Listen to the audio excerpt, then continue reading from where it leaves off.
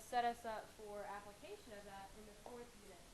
I had a comment this morning, and it's a common comment, is this stuff is actually kind of the more interesting part of biology. So if you found chemistry not so exciting or cell structure not so exciting, you might find DNA structure and function a little bit more exciting, okay, and applicable. You can certainly see the role of DNA in like media, in television shows. DNA is an acronym that everybody knows. They may not know what it means or what it is, but any adult person has heard of DNA that's been out in our society. Okay, it has something to do with genetics and maybe identifying something. So we're going to study the basic DNA structure of eukaryotic organisms. We're not going to look at prokaryotic DNA. It's similar but a little bit different. So we'll focus on eukaryotic DNA structure. To remind you, we actually have already studied DNA a little bit when we studied chapter 3, I think it was, when we looked at macromolecule synthesis, right? Yes? With me? Yes. It was a macromolecule, right? You remember a macromolecule is a polymer, probably of monomer subunits. And remember, DNA is an example of a polymer. It's a polymer of what? What's the repeating unit of DNA? Nucleotides. Very good. Individual nucleotides make up DNA strands. And that's what we'll study today, is DNA, right, nucleotide structure. So at the end, if we have time, we'll contrast that to RNA nucleotide structure, which we certainly covered in those handouts that we'll submit today. The title of the chapter is kind of misleading in that it seems simple. It's just like DNA structure and function. The function covers a whole lot. Okay, so we're going to hit some big processes on Thursday. These processes called transcription and translation. Okay, so make sure that you reread section 7.4 and on in your textbook before you come to class on Thursday to make that part go a little bit easier. And so what we're going to first do is we're going to take a trip down history lane a little bit. We're going to look at some well-known scientific experiments. We're certainly not going to cover all of them, but some of the more well-characterized scientific experiments that help accept that DNA is the genetic material and then help identify its structure. We're certainly going to see how DNA is related to proteins and their synthesis. And then we're going to talk about the overall structure of DNA. We're going to put into practice some of those bonds that we learned in Unit 1. We're going to talk about hydrogen bonds and another type of covalent bond called the phosphodiester bonds. And again, we're going to talk about the relationship not only between DNA and protein, but an intermediate molecule called RNA, which sounds very similar to DNA, and it is very similar, but they're not obviously not identical. Okay. On Thursday, we'll talk about transcription and conclude that with a process called translation.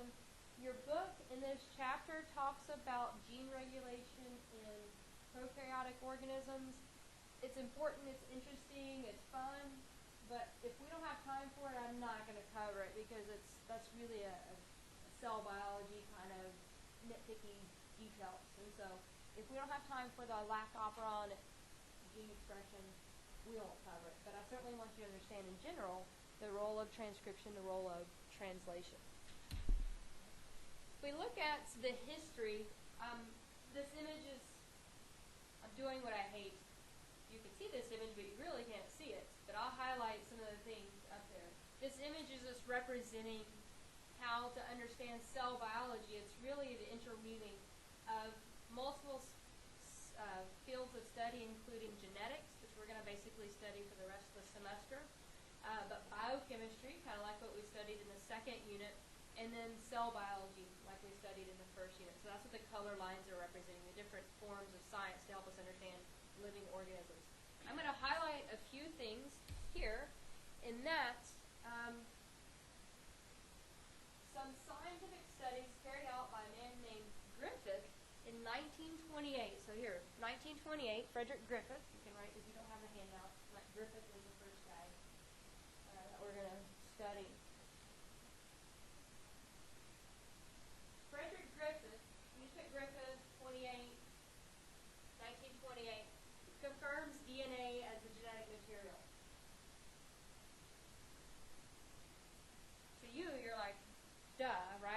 saw it on CSA. I know, it's true, right? Well, in 1928, wasn't CSI, the studies and structures of DNA wasn't understood, and genetic contributions wasn't known whether it was DNA or a protein contribution. So up till now, people thought, well, maybe genes were carried in proteins.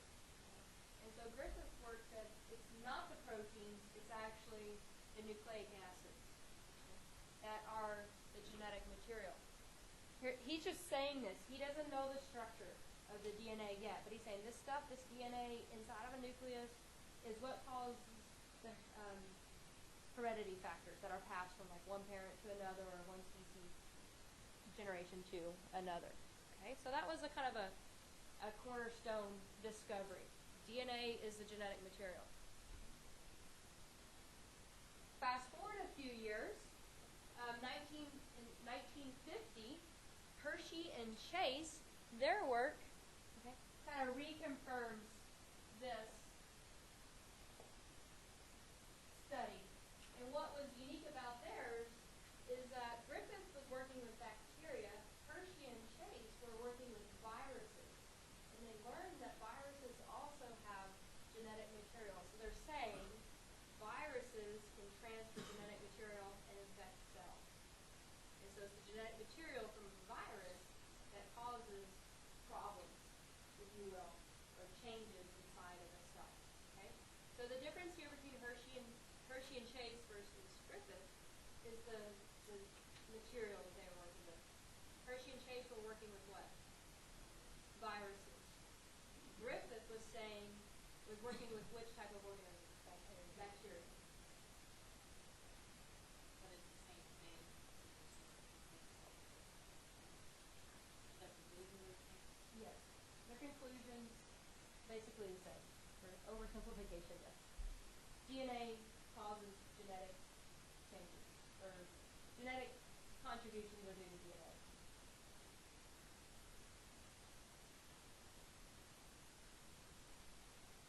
Still, what is not known? We have an idea about the function, we have an idea, but what is not known? That is used for heredity. Well, they're saying this here. We're saying, well, the function it's used is probably used for heredity. Okay?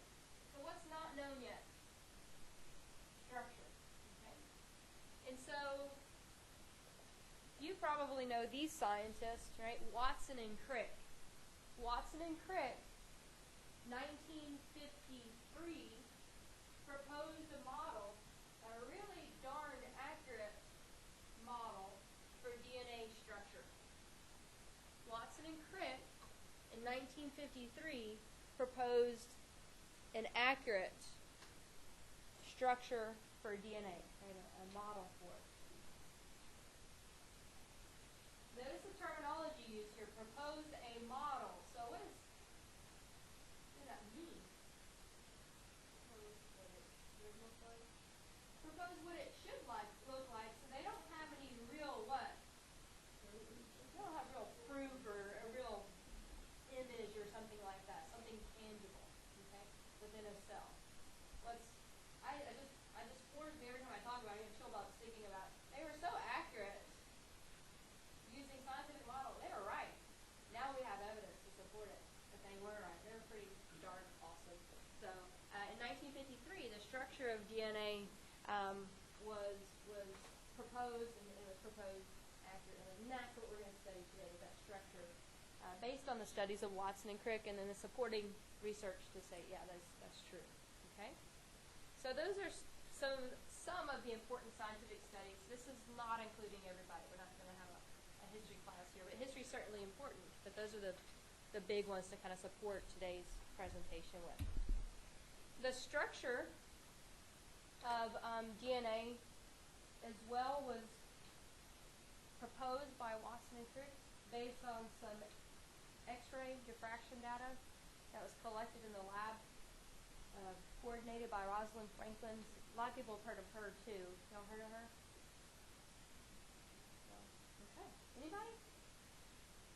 She's like the mystery woman. Like, not too mysterious, but she's always like, if you watch a History Channel or something like that, she's the, oh, well, why did Watson and Crick get the credit? Why didn't she get the credit for the structure of the DNA? Okay?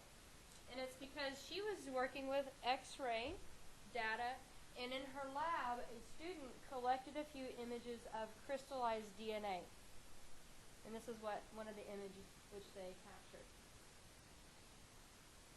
Maybe this makes this a little more profound, that Watson and Crick from this thing could give us an accurate description of DNA structure, and then we could elucidate the function of it.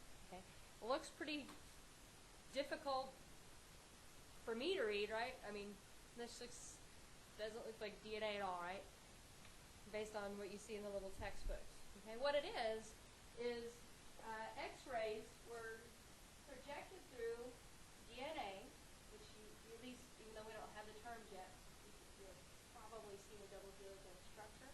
They're projecting it through, and when they look at the image, it produces this kind of crazy looking X image, right? And so Watson and Crick were able to look at these X-ray models and propose their structure, this double helical antiparallel structure of DNA. Okay? I found this image last night. It was a nice, really good image. And at pbs.org, if you want additional history of the discovery of DNA, go to pbs.org and look up the DNA photograph. There's a whole interactive little thing that you can kind of go through. So it's a really great resource for you. Watson and Crick, 1953. This is the model. They actually made a three-dimensional, tangible model out of lab equipment. And so they were trying to say, well, this is what it would look like at the molecular level. They were able to build this based on those silly X-ray data images that they got to see. All right, so this is all out of order. But in 1962, so 9 years later, their work was so profound that within 9 years, they actually received a Nobel Prize in medicine or physiology. And the quote for that is that the reason they won the award is for their discoveries concerning the molecular structure of nucleic acids and its significance for information transfer in living material. And you don't have to write that quote down, but if you're interested as well, nobelprize.org, tons of educational resources. The games are kind of outdated and hokey, but they're still educational. So you might want to go through, you can build a DNA strand, practice complementary nature of the strand. So we'll certainly go there if you're looking for a more fun way to study the structure and function of DNA. Okay, so the big whodunit, if you will, mystery of DNA structure is, the question is, well, if these scientists used Rosalind Franklin's data, why didn't she get nominated? Why didn't she receive an award? She died, so you can't receive a Nobel Prize posthumously. Okay. So dead people can't receive Nobel Prizes. They have to be living. What's interesting is for 50 years, so from 1962 until 2012, nobody knew if she was even nominated. Like, they sealed the records for 50 years. And so for 50 years, people were like, did she get nominated? Because she would have been at least alive when the nominations were selected. She died, passed away right around this time. So she was working with X-rays. Anyway, so work killed her. But so in 2012, the vault was open, the records were unsealed, and she was not even considered or nominated. So is it because she was in India? No, I don't think so. That certainly is a factor, but I don't think that's why. She didn't directly do the work, and it was a student, I believe, in her lab who did the work. And she just collected the images. She didn't actually necessarily accurately interpret them. So interpretation is the important part. So, and that takes us to an interesting point.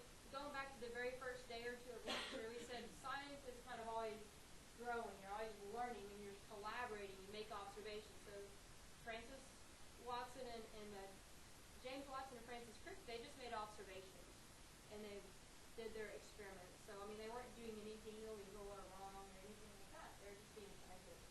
So they're using their resources. And so Rosalind Franklin was not considered, but that was a big deal in 2012. Everybody's like wanting to know, and now we know she was not considered. From their work, Watson and Crick, they gave us some good key points about the structure of DNA, and we have some key terms. So I want you to really not only just learn these words, but really understand what they mean for the structure of DNA. Before I get into these terms, though, DNA, remember, is a macromolecule. Okay? It's just a big polymer of nucleic acids. There are nucleotides bound together, right? Okay. So what we're trying to study is, well, how are those nucleotides put together, okay, to make the stuff we call DNA? Okay. DNA, each nucleotide has a unique base. Okay. Each nucleotide has a unique base. It should be on the first page.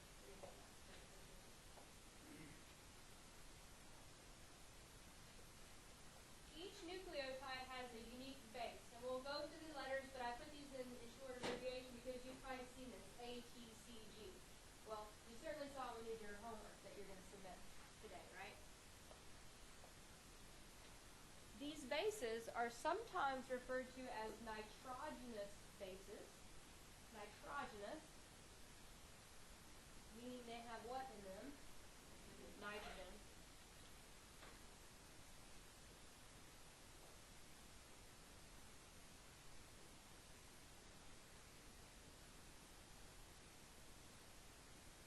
Each nucleotide would have one of these bases, whether it be A for adenine, or T for thymine, or C for cytosine, or G for guanine. They don't have one of those, making up the nucleotide.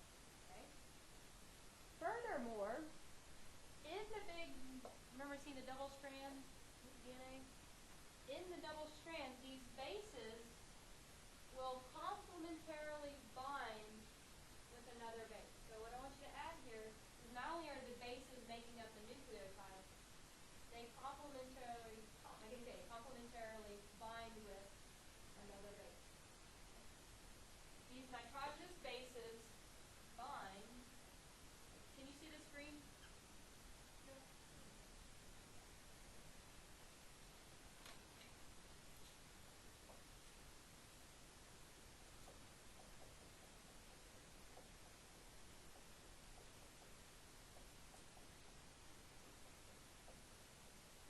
They bind complementarily. What that means is adenine always binds with thymine of another nucleotide, and cytosine always binds with guanine.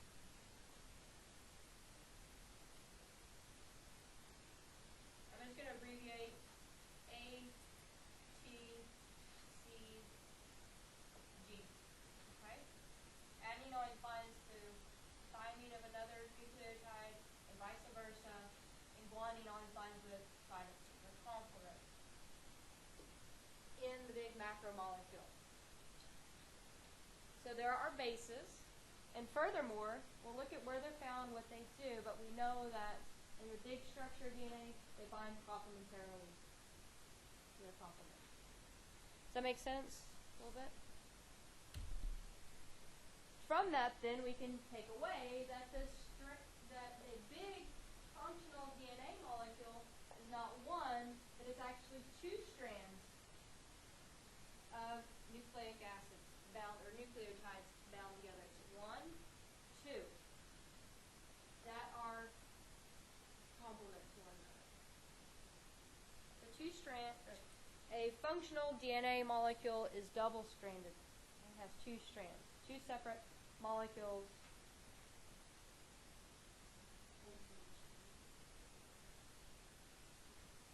There are two strands. The number of bases in a strand varies depending on if you're looking at a gene or a full chromosome, and which species you're looking at. Are you looking at a human or a rice plant or bacteria? And so the number of bases is going to vary. Maybe you want to add that in your discussion. The bases, yes, they do bind complementarily, and the number of bases in a strand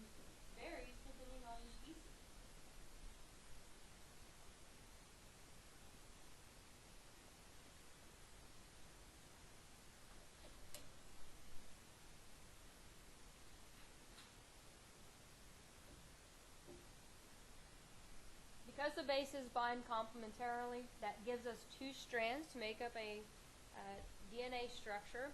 And kind of hounded on this, so I combined these. But I already illustrated the complement nature of the bases. Okay, so you can kind of say ditto what you put in the first description up there. Sorry about that.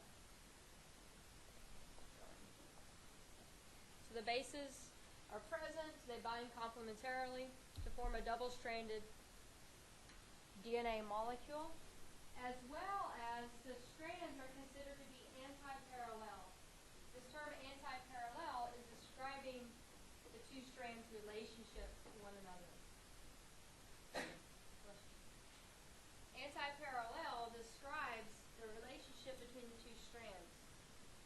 You could probably handle the word parallel, right? What does that mean? Same size, same slope, right next, same plane, right?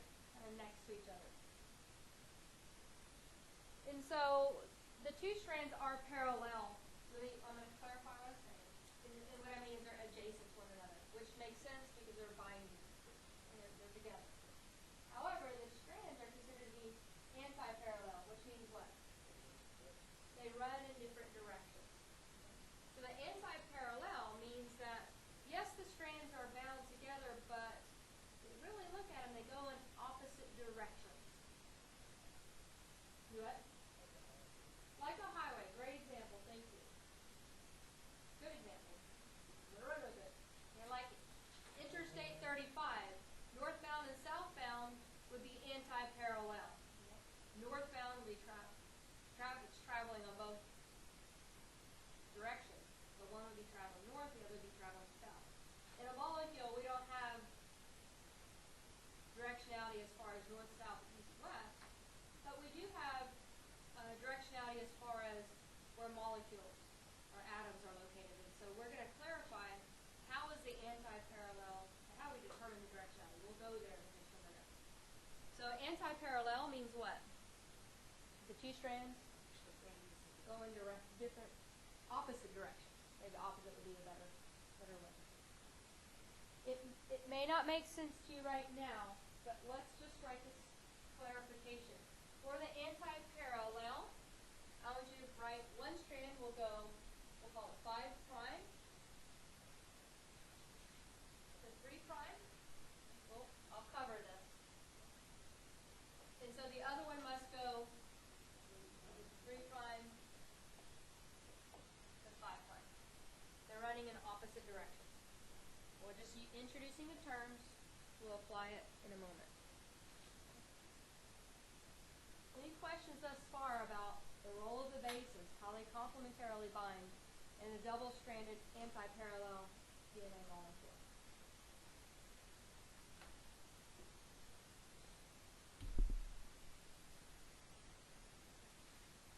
Because the way the bases interact with one another, not only are the strands antiparallel and complement, they inherently twist upon themselves to form a double helix.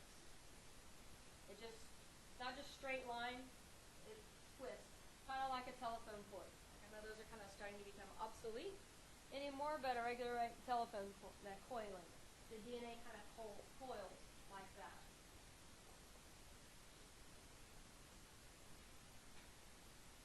What do we put for complementary on that? I described that actually when I was talking about the bases. So where maybe you're going to rewrite adenine binds with thymine and cytosine binds with guanine. Okay.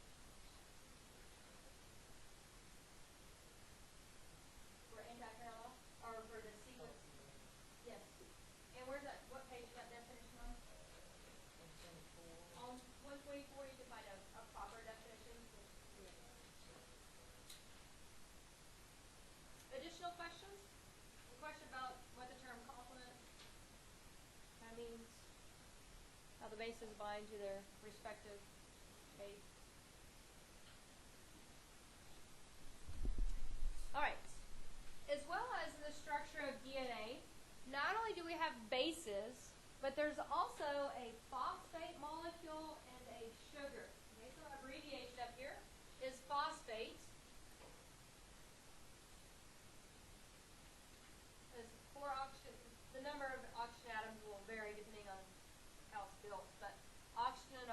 first atom.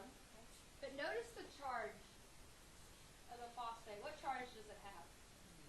It's negatively charged. And where have we been going all semester about negatively charged products? They're what? Well, it may be. In this case, DNA is actually pretty stable because it's in that, even though it's charged, it's balanced. Okay. What do we learn about? What else do we learn about charged particles? It does have gained electrons, and what else?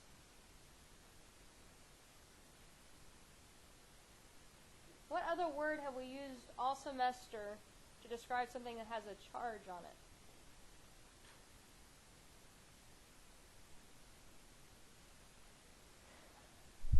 The ion would be an example. This is not an ion, though. It's a molecule. It's not a single atom. Okay, do it. No.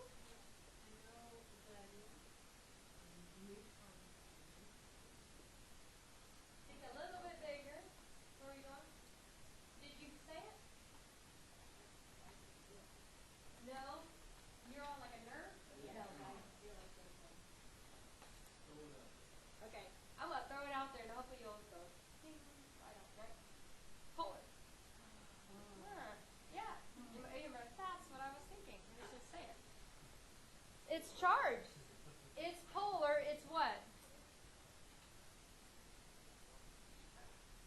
Well, it's negative. Polar molecules would have its opposite.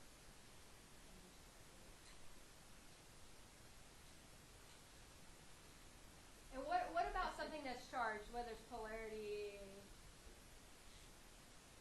That's right. Binds with? Found in something like water. The phosphate is what? Well, it has partial. It's polar too. Yes. And we just said it's water soluble. It's hydrophilic. Hydrophilic. All right, let's regroup. The phosphate is negatively charged, which means it's not neutral, which means it's water soluble. So this is the part of the DNA molecule that's facing water. Okay, so the phosphate is the part on the outside. The phosphate group is on the exterior facing region of the molecule because it's charged, it's water soluble. It allows for the DNA to disperse inside the cell where there's a whole heck of a lot of what? Water and hydrogen. Okay? Outside, do it. So it binds with water? Yeah, it's just water soluble, so yeah, it would dissolve in the water, right, basically. Hydrogen bonds between, or we could say it's adhesive to water. The water binds with something else. Water soluble. I'm pointing this out because the rest of the stuff must be hydrophobic.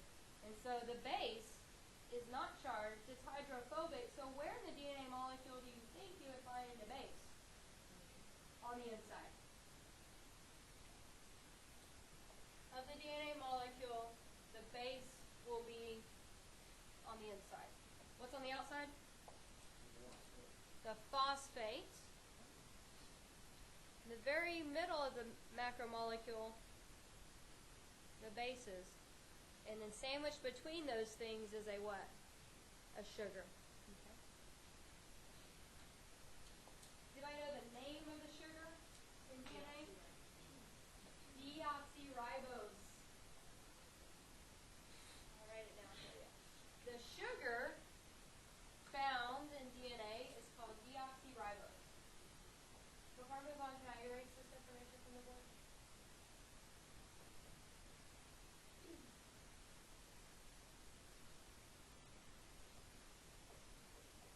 The sugar in DNA is called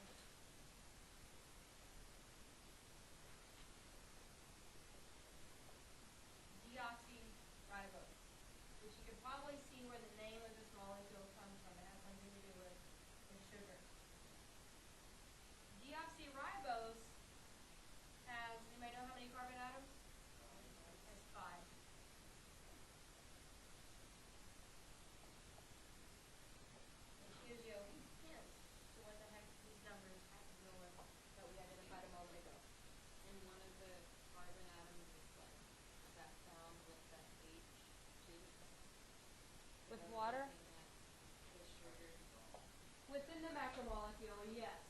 So water molecules are not shown, but yes. You have not fully answered your question yet. That's advanced yet. So if we look at DNA, it's a double-stranded, antiparallel, complementarily binding structure. It's comprised of different nucleotides, which are made up of an outer-facing phosphate, a deoxyribose sugar, and an inner-facing base, whether the adenine, thymine, cytosine, or guanine. I could have said that in 20 seconds, but it took us 30 minutes to really just understand, because I have all these words here. Okay?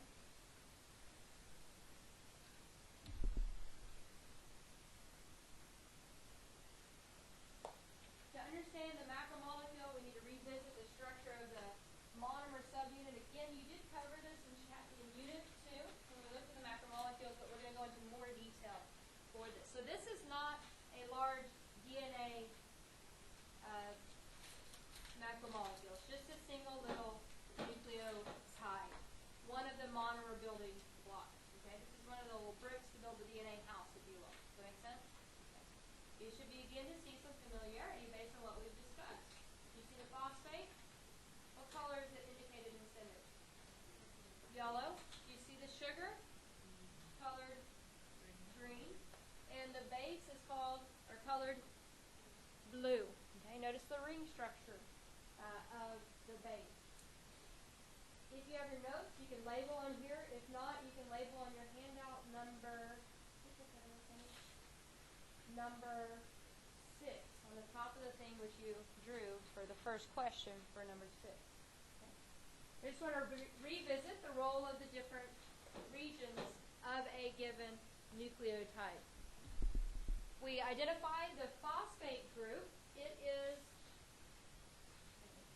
negatively charged, making it what? Water soluble. Okay. The phosphate is negatively charged, making it water soluble.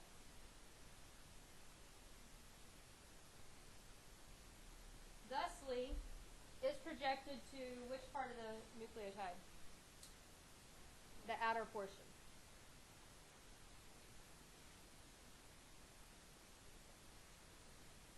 Questions at this point about the phosphate?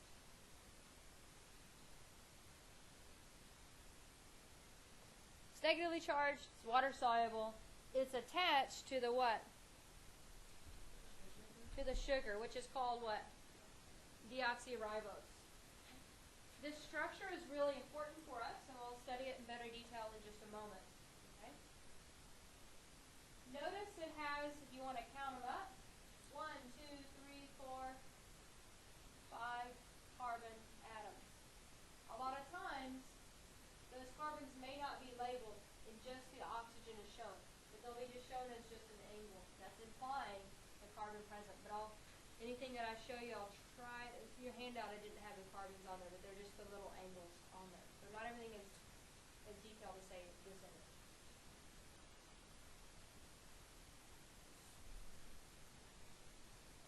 But notice the characteristic shape of the sugar. It's called a pentose, which looks like a pentagram, which tells us five in the nucleotide structure, 5 sugars. Okay, or not 5 sugars, 5 carbon atoms. Excuse me. So in any nucleotide, these two components will be constant. There will be a phosphate group and deoxyribose. Okay? The variable part of a given nucleotide is what?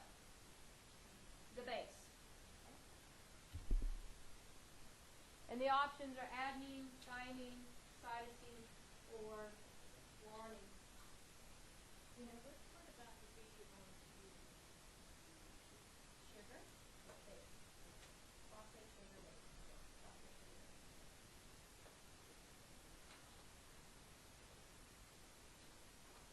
When arranged, what we're going to do is bond a nucleotide with another nucleotide to form a strand. So there's multiple types of bonds going on.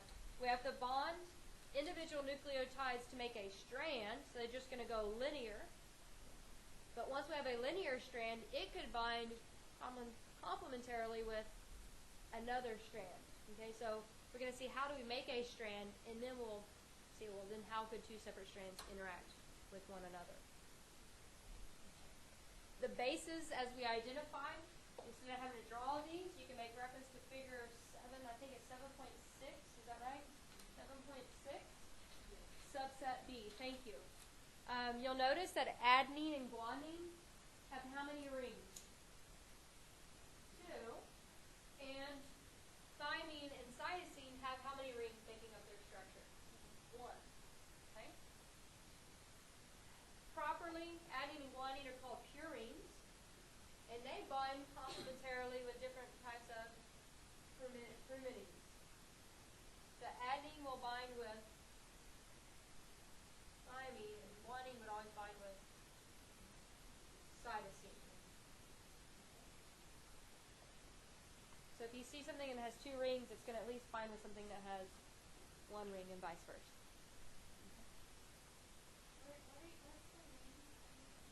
The ring is this round structure, 1, 2 rings making up guanine. Okay? And then you contrast that to cytosine or thymine. They have 1 ring each. Good question. Additional questions?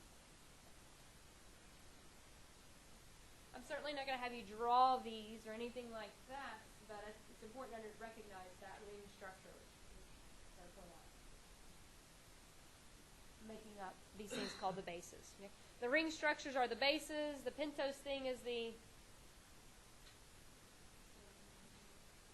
sugar, and the thing with the charge is the phosphate. That whole structure is called a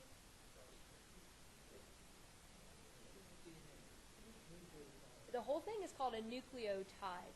Okay, the whole thing is called nucleotide. It's not collectively called DNA until what? We form a chain, and then those chains may bind with other chains or strands. So DNA is the big molecule. A nucleotide would just be this 3-component structure.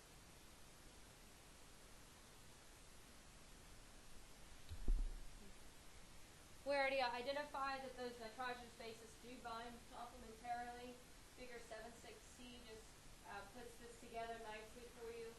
We can begin to see the antiparallelness if you look at subset C. Look at guanine nucleotide compared to cytosine nucleotide. Cytosine looks what?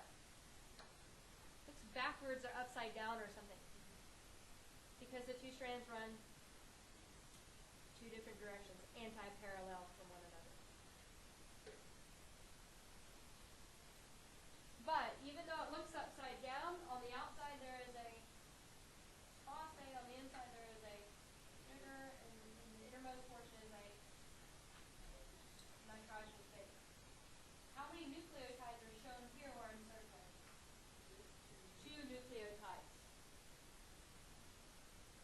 Each have 3 components to them. So let's review. A nucleotide has 3 components, which is what? A phosphate, sugar, and more specifically, what is the sugar of DNA? Deoxyribose, and there's also going to be a variable nitrogenous base, whether it be adenine, thymine, cytosine, or guanine. Some of those have 2 lines of one, like These? Or these? like the H, yeah, right there. Okay, those are representing covalent bonds.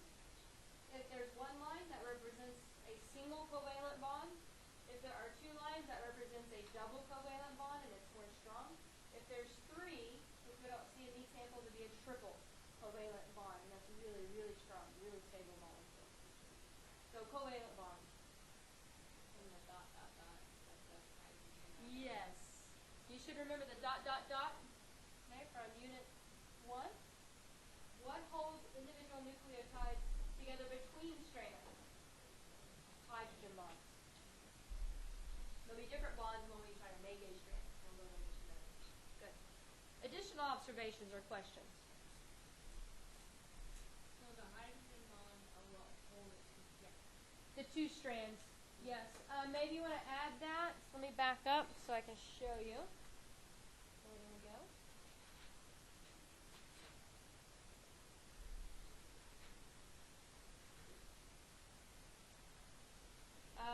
In the double helix, maybe description, you can say the double helix is held together by hydrogen bonds. You can also, in the complement nature, right, in the description for the complement, you could say that repeat the information that the complement, yes, and those bonds are maintained by hydrogen bonds. And so adding binds with thymine via a hydrogen bond, which contributes to the helical nature of it. Did that help? Yeah. Okay. Additional good questions, observations.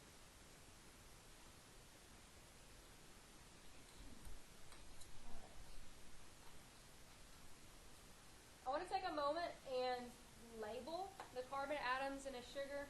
This is really technical, but it's really important. Right? So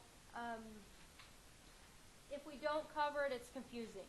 And if we cover it, it takes a little bit of time to get through. So I'd rather you get through it and not be confused, and then not cover it and be totally confused. Okay?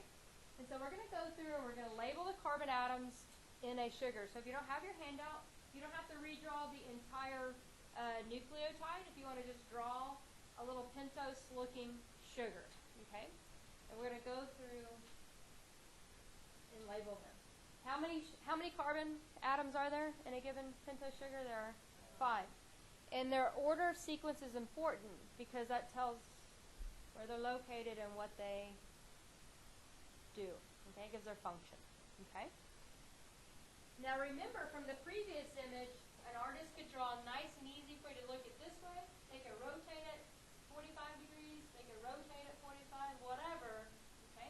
So you can't just always presume, start at the right, start at the left, top, bottom, whatever. You really got to analyze the nucleotide. Okay? And in this case, the first carbon, and we'll write these all as the number and then the apostrophe or the prime. Okay? So the 1' or the first carbon is a carbon that's attached, that the base attaches to. Okay? So make a note about the first carbon. The first carbon is the one that the base attaches to. So if you see the base and a carbon that's attached to sugar, that's number what? 1. Okay. And then you just go in sequence from there. So this carbon here is the first carbon, C1. And then I go in sequence here. And so if I go this way, there's not a carbon. So next in order would be number 2. Next in order is number 3, and right here.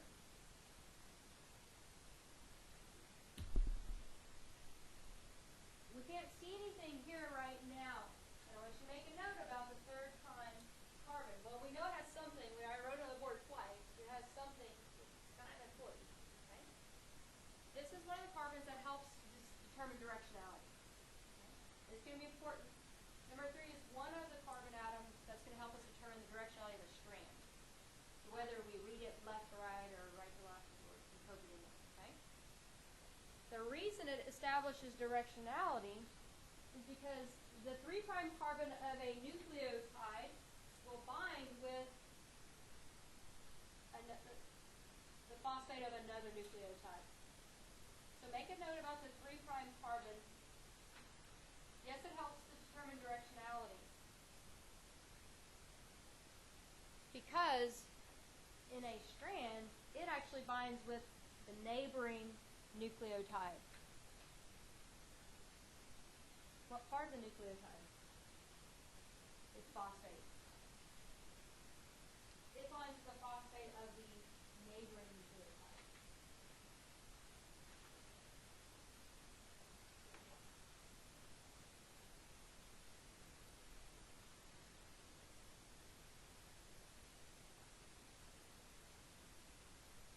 The 3' carbon in the deoxyribose is important for establishing directionality because it's the carbon that binds to the phosphate of another nucleotide. Next in sequence is number 3, then 4. Okay. 5 is sometimes overlooked because we don't see it right there in the colorful part.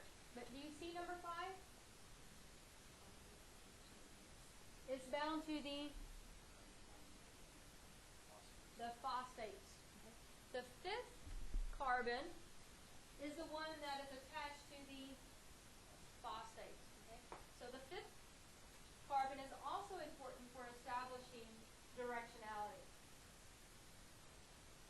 The 5th carbon also helps establish directionality because it is bound to the phosphate within that nucleotide.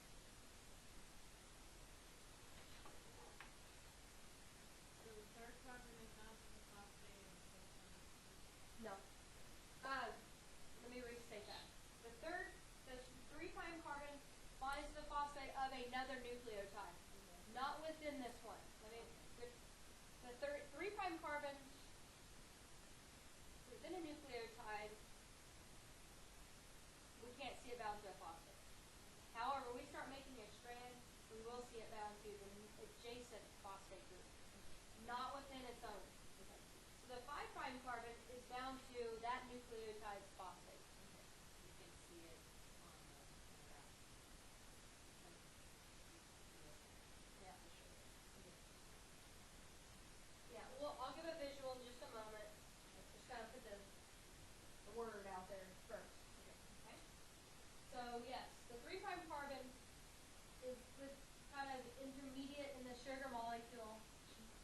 Within a nucleotide, we can't see directly bound to anything extra. Okay? The 5' carbon, we can definitely see bound to that nucleotide's phosphate group. Okay?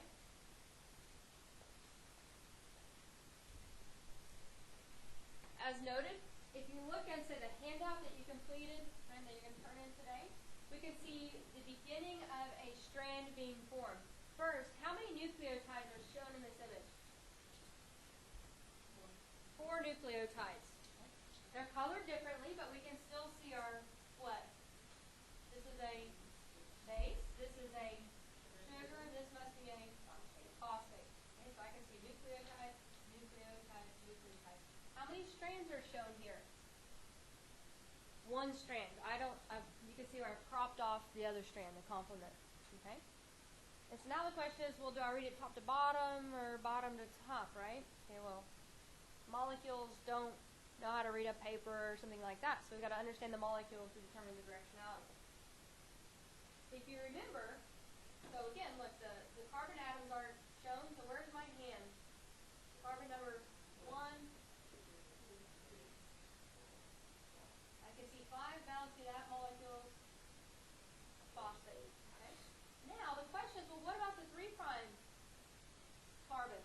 It forms a bond with the phosphate of the next nucleotide. Okay?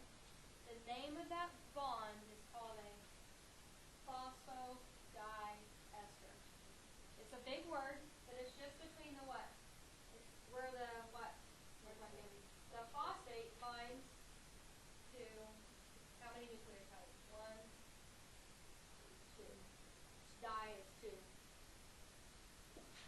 Phosphodiester bond helps make a what? Where are we seeing the phosphodiester bond? Making the what? Before we can even get to the helix, making just a single strand. Once we make a strand, then we can advance to the helix. And is that term only relevant to carbon 3?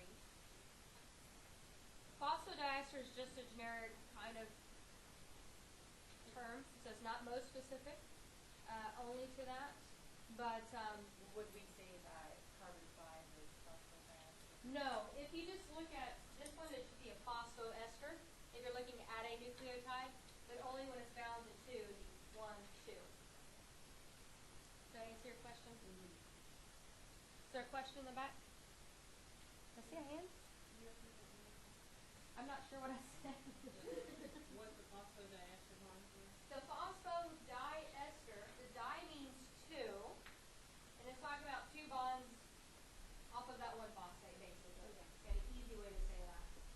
phosphodiester bond is the one that joins multiple what? Nucleotides to form a strand.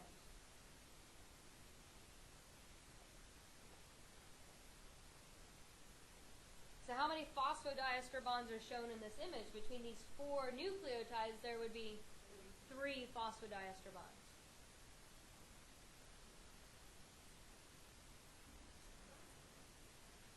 Now, we can determine the ends. Which carbon atom is free and exposed on the very top nucleotide? The 5' phosphate. So, if you have this image, just circle it, and that makes this the what? 5' end. And if we go through and look at the ends, is the 5' end exposed down here? No, the 3' end is exposed. So that makes this the 3' end. Duet? Never made sense. I didn't understand the 5. Good. Good. So DNA, it's hard for us to go backwards, but DNA is read R-E-A-D. If I were to read DNA sequence, I would read it from the 5' to the 3' direction. So if I wanted to go sequence this, if I wanted to go to DNA and try to find a sequence, what would be my sequence be? You can use the letters. It would be ATCG, not GCTA. If I went GCTA, I would be reading it backwards.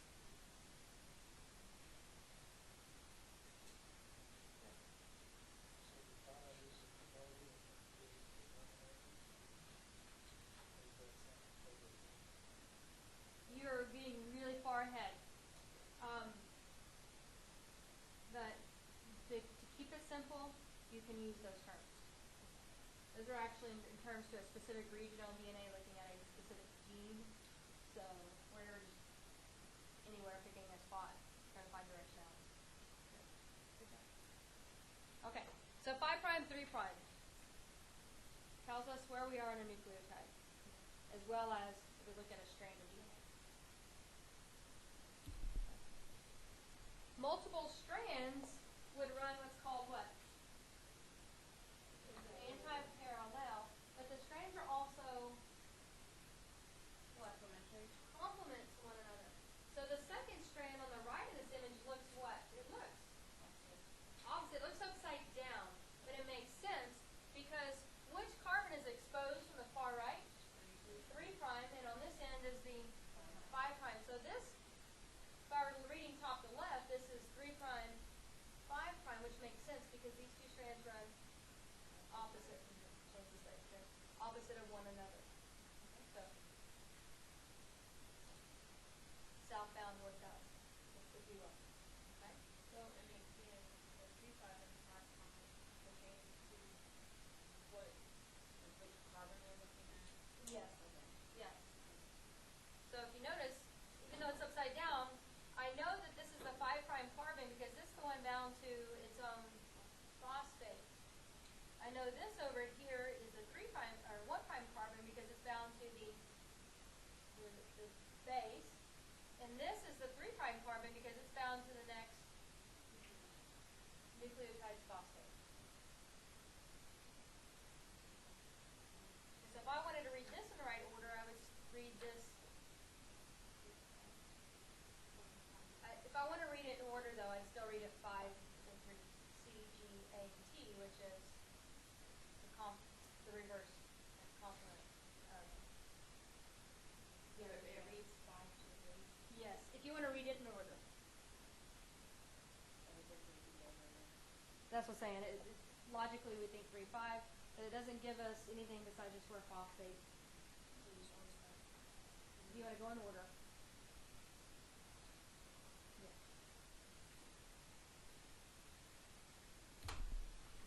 We've got that. We already identified as well. The two strands are held together by hydrogen bonds. If you remember, we said these are kind of weak. But I didn't want you to equate weak with non-functional. They're really useful. They're strong enough to hold two strands of DNA together. But they can be broken apart, which is what we'll use in coming up the rest of Chapter 7 and most of the rest of the semester. They can hold them, but they can also be separated. So we can use the DNA. They are represented by the dashed lines. We can note how many hydrogen bonds are found between cytosine and guanine.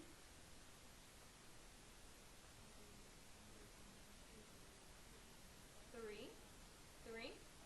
Between cytosine and guanine, there's 1, 2, 3. You see the 3 dashed lines? What about between adenine and thymine? 2. Why don't you go ahead and write that down? In the complementary relationship between our bases, there are 3 hydrogen bonds between cytosine and guanine.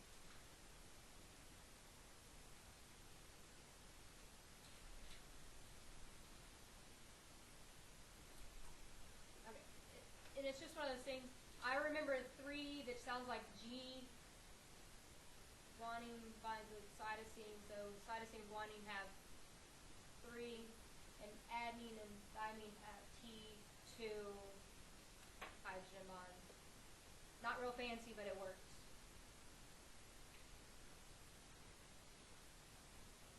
And the hydrogen bonds are between individual what? Bases, nucleotide strands. And they're between strands would be probably more accurate. Which happen to run antiparallel and be complement one another.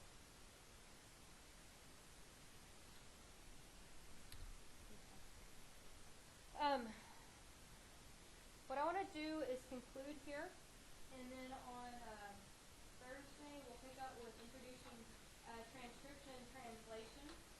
What I want to do is what I'll do is I'll call you out, I'll let you look at your score. Don't completely panic. I'm going to give you an opportunity to increase your grade by a letter. And if you did extra credit for the science fair, that will be added. If not added in, that will be added in there. So I'm not going to let you take your test with you today because I want to analyze it more. I just haven't taken the time into it. So I'll call you up.